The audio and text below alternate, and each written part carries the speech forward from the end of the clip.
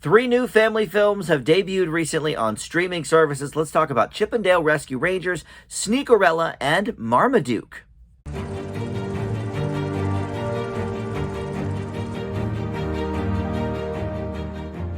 Hey guys, Dan here. This is Dan Reviews It, and welcome to spoiler-free reviews for three recent kids and family films that made their premiere on streaming services. We've got Netflix original Marmaduke and two on Disney Plus, Sneakerella and Chippendale Rescue Rangers. So a lot of stuff to get into, but before we do that, I do want to welcome you into Dan Reviews It. Thank you for finding this video. I do tons of TV and movie reviews here on the channel, and usually when there's a whole host of kids movies that come out at once, I do sort of a group review for them like this one here. So you can find a bunch of those on the channel as well. So let's dive in first to I think what is being the most talked about, Chippendale Rescue Rangers. This is a new, mostly, well, I can't even say mostly anything. It's really quite the hybrid between animation and live action. We get a really good mix of both. I'm not sure actually which is more prevalent. Probably animation, I guess, but it's honestly pretty close. So this is, of course, based on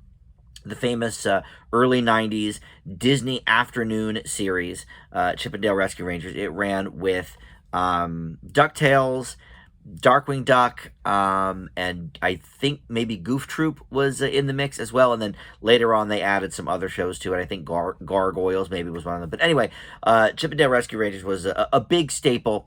I was a little old for it when it came out. I was already in like 7th or 8th grade, so I was like, oh, that's kind of kid stuff. But for whatever reason, I did really enjoy DuckTales, so I watched that one a lot.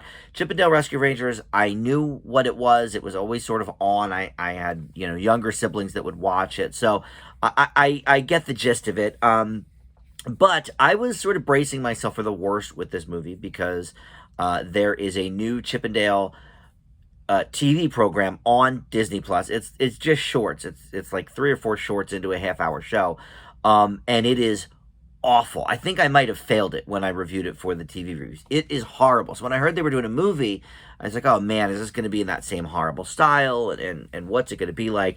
But no, it's none of that. It is a really, really fun ride with some A-list talent attached, and it really takes the world of Chippendale and the Rescue Rangers seriously. The TV show existed in this world, and they were not just characters, on the show. They were actors on the show, and, they had lives outside of that. And, there's a central mystery to this movie when one of their old buddies gets kidnapped, and they are going to perhaps bootleg him, which is, kind of funnily explained about, how they make all those bad bootleg movies of A-list movies. But Monterey Jack is voiced by Eric Bana, and he gets kidnapped, and so it is up to possibly Chippendale to save the day. John Mulaney voices Chip, and Andy Samberg voices Dale. Two of my favorites right there. You've got a recipe for success right there. But some other people in this include Will Arnett, Keegan-Michael Key, Tress MacNeille, who is reprising her original role from Rescue Rangers as Gadget Hack Wrench. Seth Rogen is in here, J.K. Simmons, and then a lot of other people voicing both Disney and not Disney characters. This is an interesting movie in so many ways. It reminds me a lot of Roger Rabbit, and there's a few reasons for that. One is, of course, the tunes are living with the live action people, so you could say that. But number two, this is not just a Disney exclusive journey. There are a ton of characters, mostly in the background, sort of just passing by through scenes, that are from various other outlets: Universal, Paramount, Sony. It's really interesting. I don't want to tip my hat to really any of them. I want to be as spoiler free here as possible, because I think this movie will be most enjoyed if you just don't know who is coming next, or what to expect. And I think you'll get a lot of that in this. So, but Roger Rabbit had that classic hybrid of Disney and Warner Brothers cartoons joining together, and I've always said, man, they'll never do anything like this again, with the way rights are these days and blah, blah, blah. And Disney does own a lot, but there's a lot that they don't own that they showcase in this movie. And I don't know what the behind-the-scenes contracts were like for that, but it's really, really cool. But other than that, the world is just cool. So I saw the poster, and basically one of them is cartoon form still in their sort of 2D hand-drawn animated form, which is Chip, the John Mulaney character. And then Andy Samberg's Dale went through a plastic surgery type of procedure, getting CGI surgery, it's called. And so he looks like, the new characters of the last 10 or 15 years, whenever they update one of your classic characters to the 3D version. And I think that's really funny. So that's sort of a plot point. And there's a lot of inside jokes sort of about, I wouldn't even say inside jokes because they're just about movies that we all watch, but Hollywood jokes about, the effects process and how certain things looked in different eras of animation. The Seth Rogen character specifically is hilarious. And I don't even want to say why. Like, I want you to watch this movie.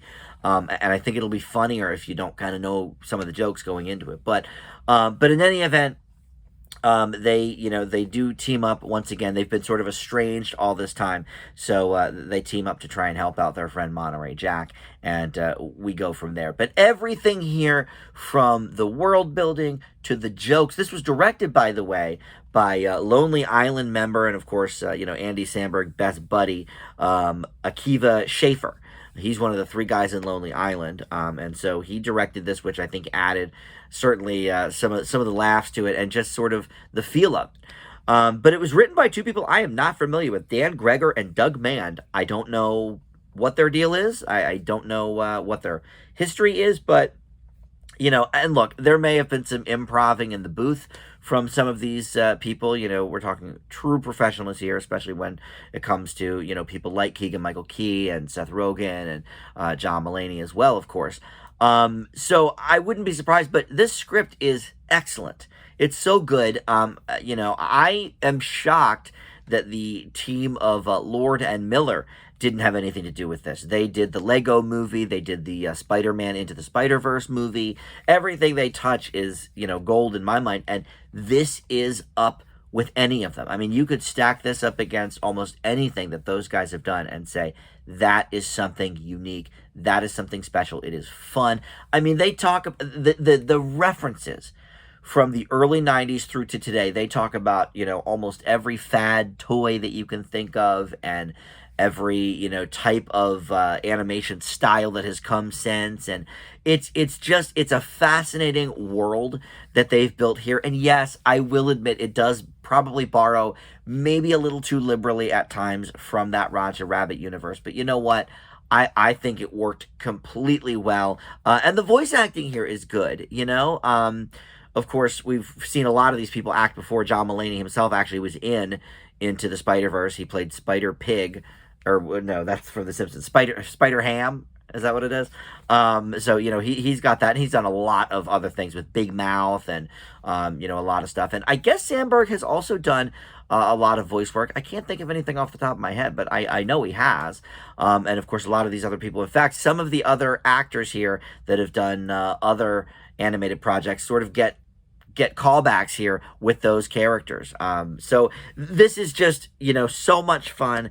I could probably do, a 15-minute standalone video on this movie, but we've got these other ones to get to, so I will end it there. But I guarantee you will hear more about this movie as the year continues, because so far it is my #1 movie of the year. It is an A. I've not given any A's this year, 2 A minuses, but no A's. And you know what? The 2 A minuses were kids' movies as well. One of them was another Disney Plus original, Better Nate Than Ever.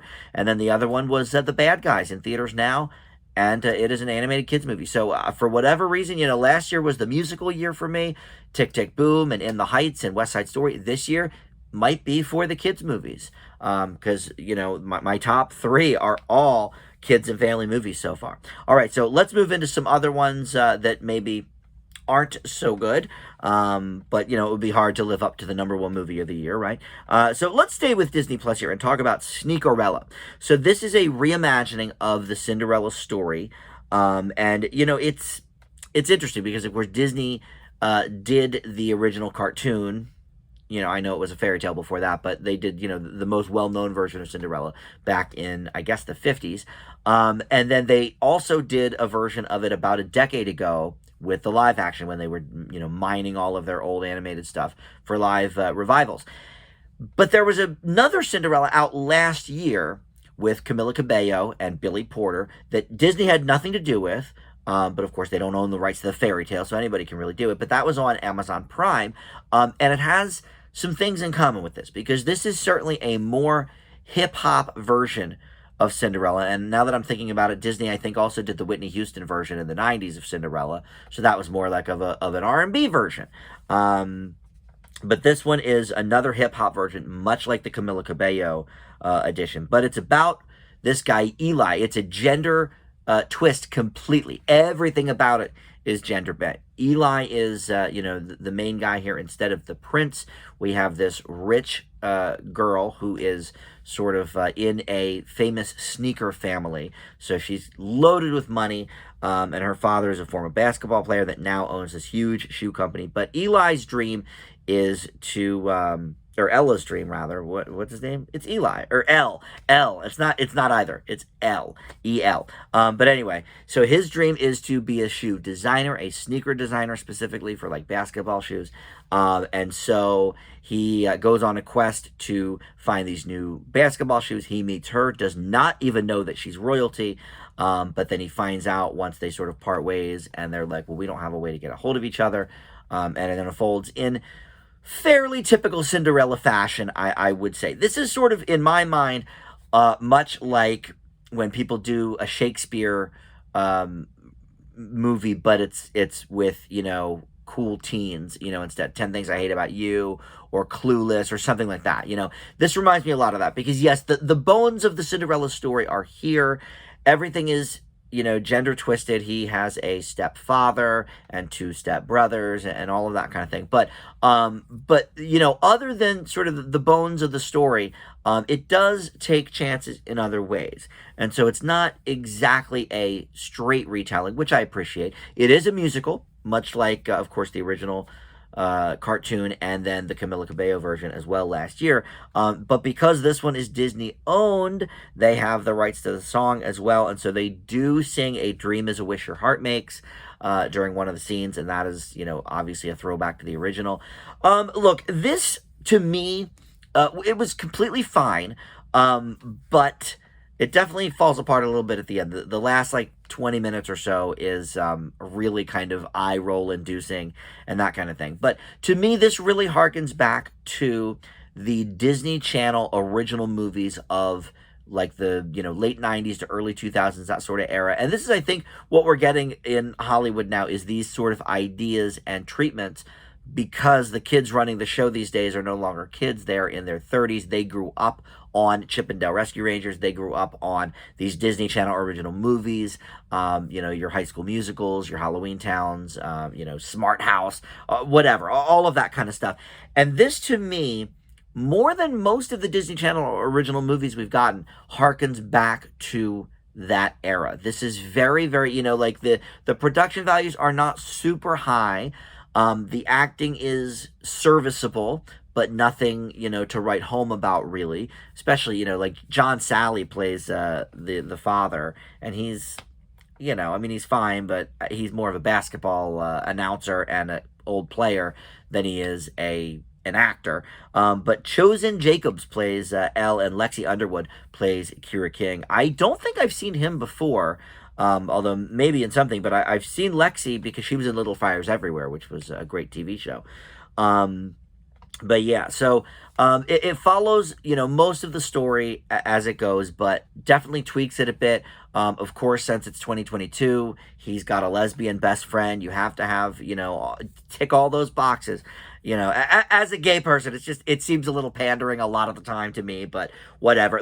There was absolutely no need to even mention at all her sexuality. It is completely irrelevant for the plot. So whatever. But these days, you can't really showcase, I feel like, a straight boy and a straight girl in high school being friends. It just doesn't work, I guess.